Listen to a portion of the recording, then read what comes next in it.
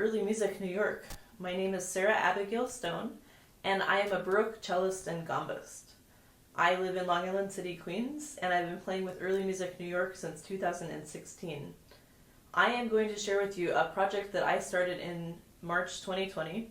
I started this project because everything shut down and I wanted to still be able to make music, but I was stuck at home, and so my resources were the 4 instruments that I had available: my Baroque cello, my piccolo cello, my 5-string cello, my viola da gamba, and my treble viol. And from there, I was like, oh, I have these 4 instruments, I should be playing Bach chorales, which are typically 4-part music. And so I started just picking a chorale a day, my favorite Bach chorales. And this quickly morphed into something that became a lot more serious because lockdown was looking like it was going to go on for a long time. And so I started recording right around Easter all the chorales from the St. John Passion, and then after that I got even more organized and I started recording by BWV number, which is how Bach's works are organized, starting with BWV 1, and I'm now past BWV 175 just this last week. So it's really been an experience. It's been a learning experience about my own playing, but also just in terms of getting to know Bach's music. And so I thought today I would share some of my favorite chorales and recitative and arias that I've come across in these last 200 days.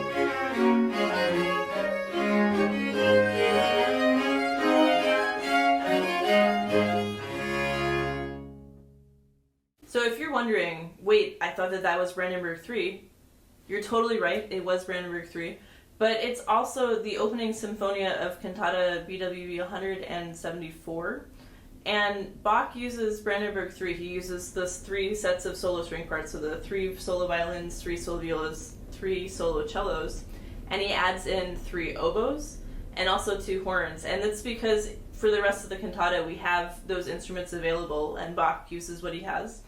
And I just have to say, as a string player who's played Brandenburg 3 a bunch of times in my life, why don't we get to play with the oboes and the horns? It sounds so amazing to have those extra lines kind of woven through.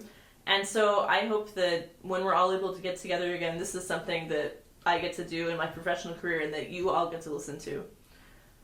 So the next set of pieces that we're going to hear are 2 chorales. And these 2 chorales, the first one you're going to hear and it's going to be performed on cellos, and the second one is going to be performed on gambas. And I'm doing this as a pair so that you can hear back to back what those 2 instrument families sound like. Now, cello is obviously part of the violin family, the bass instrument, but not obviously the double bass. But the viol family is a separate string family entirely from the violin family. It's a string family that is derived from lutes, and so that's why viols have frets. But it has its own set of sizes. So like the violin, we have the treble viol, and like the viola, we have the tenor viol, and like the cello, we have the bass viol. So you'll see cellos, and then you'll see viols.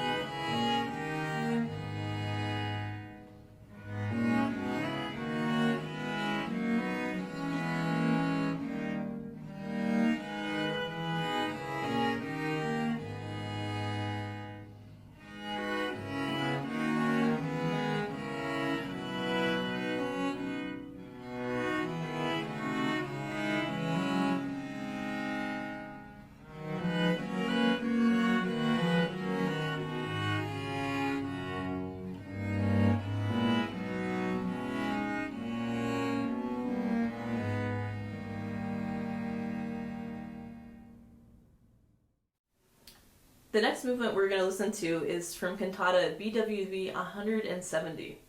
And this movement is a recitative. We haven't had recitative yet. We've had chorales and we've had the Sinfonia. And recitative is that moment between arias, typically, that the action takes place. It's more like spoken text. An aria is sung and recitative is in some ways spoken with accompaniment. And I just want to read you the text of this recitative, which is, "Who in these circumstances would wish to live here at all, when only hate and misfortune is the answer to love? Yet since even my enemy, like my best friend, should be loved by me according to God's commandments, thus flees my heart from anger and bitterness, and wishes only to live with God, who is love himself. Ah, spirit filled with harmony, when will the promised land of heaven be given to you?" Now, Bach, he does something just incredible with the word flees. It's like something fluttering in the wind. And I want you to listen for it. So this recitative, it's accompanied by 4 viols, and in the center is the voice. And about midway through, there will just be the most amazing flourish that happens.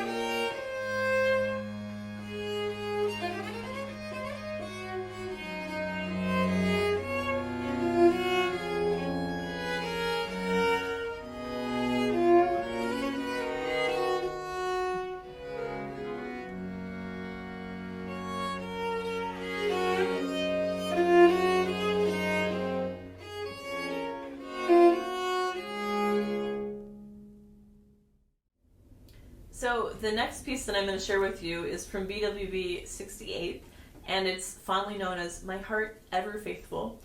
This piece is a cello stream, and it's a dream because it's for piccolo cello, which is a 5-string cello, and I'll tell you more about my 5-string cello in a second. But because of my circumstances for this project, I'm getting to play the piccolo cello part, the voice part, and the continuo part all on one instrument.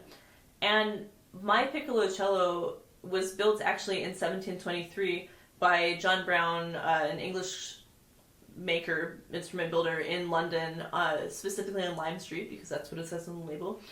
And 1723 is a huge Bach year. It's the year that he started working in Leipzig at the St. Thomas Church, working also with the choir boys, but this is the reason that we really have a lot of Bach chorales, is because for about a 3.5-year period from 1723 to about 1727, 1728, he's writing basically a Bach chorale a week for the service, and that adds up to about 150 Bach chorales, but then we actually have another probably 150 from his lifetime, maybe more. So imagine if so much of your output can be condensed into 3 years, and then for the rest of your life you write about the same amount of music. It's just really incredible that Bach is able to do that in this period of time. But coming back to My Heart Ever Faithful, it's just such a sweet, uplifting tune. I'm sure that you know it. It gets sung a lot by little boy sopranos sometimes. And it's just a lovely piece. So I loved getting to play all the parts for this one.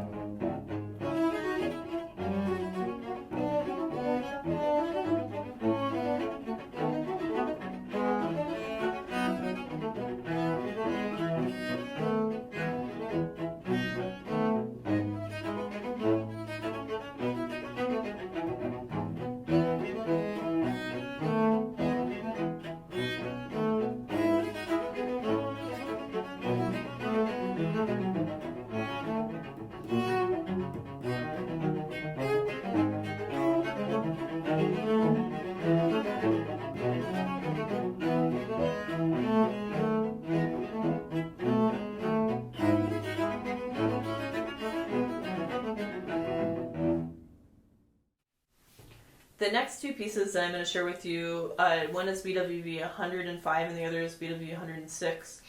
Because of their numbers, I was lucky enough to get to play them back to back, and so that's how I'm going to share them with you. These two, I saw them kind of coming up on the horizon, and I knew I should be excited about that. For BWV 105, I'm playing the final chorale, and this is perhaps one of my favorite chorales that I've gotten to record, because it's your typical like soprano, alto, tenor, bass texture, but on top of that there are 3 treble parts, I think 3 string parts, that they start out, the text is about like agitation, and like over the course of the chorale you release your agitation, and over the course of the chorale those 3 upper string parts, they start out with very fast 16th notes, and then eventually triplets, and eventually 8th notes, and then quarter notes, and dotted figures, so it relaxes rhythmically over the course of the chorale. Bach is just so smart. It's one of my favorite. I love this one in particular. But then, BWV 106 happens, and this is Actus Tragicus. And this, as a gamba player, oh my, it's like the most beautiful piece you've ever heard. Gambas and recorders, and the opening Sinfonia, it's a trio of gambas, and then you have normally 2 recorders. That the way that Bach writes the 2 sounds, sometimes it sounds like one giant recorder, and sometimes they kind of weave in and out. It's just such a beautiful, beautiful Sinfonia. So I hope that you enjoy them paired together.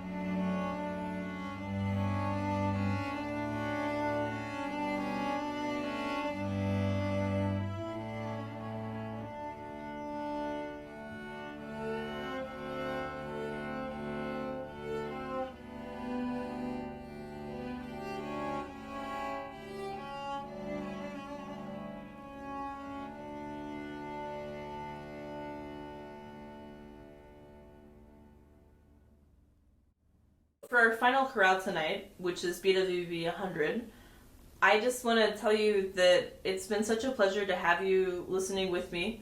Thank you, Early Music New York, for letting me share these chorales and arias and recitative and sinfonias with you tonight. And I have to say, one of the best aspects of BWV 100 is that I get to play percussion. I am very much a string player and not a percussionist, and my learning curve on percussion over the last 200 days has been highly entertaining for myself. I started out, I was playing on the back of my treble viol, and then soon after there's a cantata that has handbells. So in order to have pitched percussion, I filled up 2 glasses with water and I had little mallets. That was pretty entertaining. It's so hard to hit something accurately at the right time. I am learning. And then eventually I found a frame drum, which I've been using ever since for my timpani parts. And most recently, like even a couple days ago, I did a cantata that had timpani, and I also finally had paper towel rolls. So now I'm saving those as my new mallets. So it's been a fun adventure there. But I just want to say, again, thank you so much. And if you're interested in listening to more, because I am still very much in this project right now, search for Bach Everyday and search for Sarah Abigael Stone, and you should be able to find this project. So thank you so much.